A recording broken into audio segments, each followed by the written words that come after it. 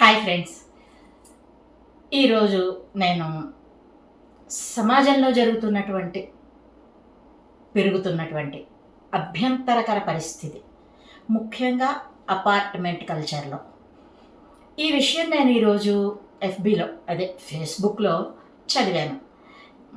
మరికొంతమందికి తెలియపరిచే ఉద్దేశ్యంతో ఈ కథని నేను వీడియోలో చెప్తున్నాను.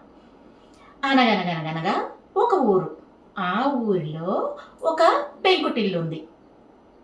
ఆ ఇంటి అరుగుపోయి ఒక చిన్న బాబు తీపి బూంది తింటున్నాడు.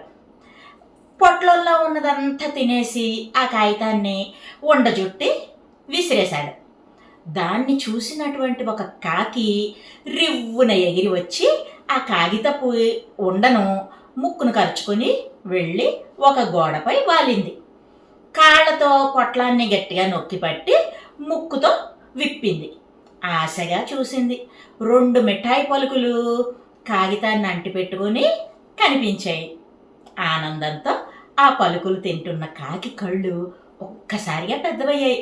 ఎందుకంటే ఆ కాగితంపై బూరె తింటున్నటువంటి కాకి బొమ్మ ఒకటి చక్కగా గీసి ఉంది. చక్కటి కలర్ఫుల్ చిత్రం అన్నమాట. అప్పుడు ఆ కాకి ఆశగా ఆ బొమ్మ కాకి నోట్లో ఉన్నటువంటి బూరెని అని లాగింది. అదేమో రాలేదు. ముక్కుతో లాగితే మరోసారి ప్రయత్నించింది అమాయకంగా. దాని వాడైన ముక్కు తగిలి బొమ్మలో ఉన్నటువంటి కాకి కన్ను దగ్గర చిరిగింది, చిల్లు పడింది. అప్పుడు దానికి అర్థమైంది అది నిజమైన బూరె కాదు, నిజమైన కాకి కాదు అని తెలుసుకుంది కాకి. నిరాశగా ఆ కాగిత పొట్లం అక్కడ అలా గోడ మీద వదిలేసి ఎగిరిపోయింది.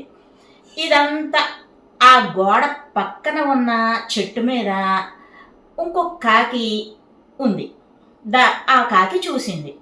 పొట్లం వదిలి ఎగిరిపోయిన కాకి యొక్క తెలివి తక్కువతనానికి నవ్వుకుంది. ఇంతలో మరో కాకి వచ్చి ఆ చెట్టు మీద వాలింది. నవ్వుతున్న కాకిని ఎందుకు నవ్వుతున్నావు అని కారణం అడిగింది కుతూహలంగా. మొదటి కాకి వెర్రిబాగులతనాన్ని వర్ణించింది. చెట్టుపై నుంచి చూసిన రెండో కాకి ఉత్తుత్తి బూరి కోసం కాకి పడ్డ పాట్లు తలుచుకుని పడి నవ్వింది. విన్న మూడో కాకి ఈ విషయం ఇంకో కాకి చెప్పింది. చెప్పి అయినా కాకి నోట్లో బూరెను లాక్కోవడం తప్పు కదా అంటూ ముగించింది. ఈ విషయాన్ని వివరించేటప్పుడు కాగితంపై కాకి బొమ్మ అనే విషయం చెప్పకుండా దాచింది. ఇంకా ఈ తప్పుడు మాటలు విన్నటువంటి చిలిపి కాకి గూటికి చేరి తోటి కాకులన్నింటికి ఈ విషయాన్ని చెప్పింది. తోటి కాకి నోట్లో బూరె ముక్క కోసం దాని కళ్ళు కూడా పొడిచిందంట అంటూ మరో మాట కూడా చేర్చింది. ఈ సంఘటన విన్న కాకులు ఎగిరి పక్క చెట్లపై వాలినప్పుడు కనబడిన కాకులన్నింటితో ఈ విషయాన్ని చెప్పుకున్నాయి. వాటిలో ఓ కాకి అయితే కాకి కన్ను పొడిస్తే పాపం రక్తం కారిందంట కూడాను అంటూ అత్యుత్సాహం ప్రదర్శించింది. ఇంకో కాకి ఇంకొంచెం ముందుకెళ్ళి ఆ గోడ మీద రక్తపు మరకలు నేను చూశాను అంటూ వాపోయింది.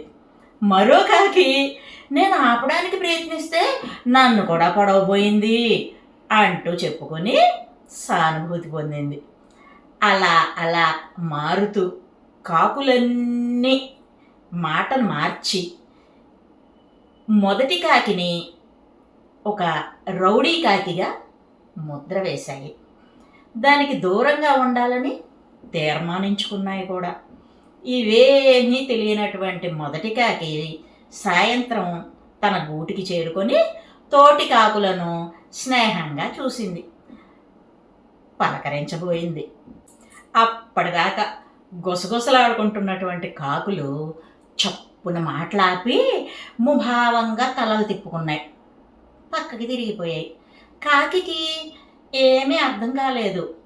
2 రోజులుగా అన్ని కాకులు వెలివేసినట్టుగా దూరం దూరంగా మసులుతున్నాయి. తన తప్పేంటో తెలియక పాపం అది తల్లడిల్లిపోయింది.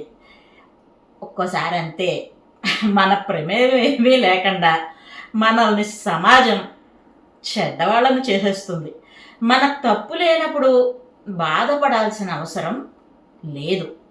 ఇలాంటి 100 మంది కంటే ఒక్క మంచి మిత్రుణ్ణి సంపాదించుకోగలిగితే చాలు అంటూ ఓదార్చింది ఈ విషయాన్నంతా గమనిస్తున్న ఒక కోకిలమ్మ.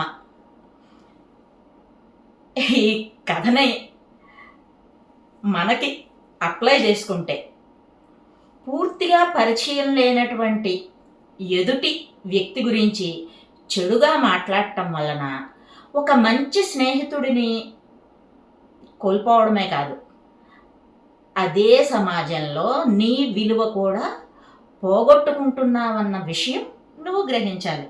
అంటే తప్పుడు మాటలు చెప్పేవారి గురించి మాత్రమే నేను మాట్లాడుతున్నాను. సమాజంలో మంచి మార్పుకై ఎదురు చూస్తూ నా వీడియో చూసినటువంటి మీకు మనస్ఫూర్తిగా కృతజ్ఞతలు తెలుపుకుంటున్నాను. మరో మంచి వీడియోతో మళ్ళీ మీ ముందుకు వస్తాను. By bye friends.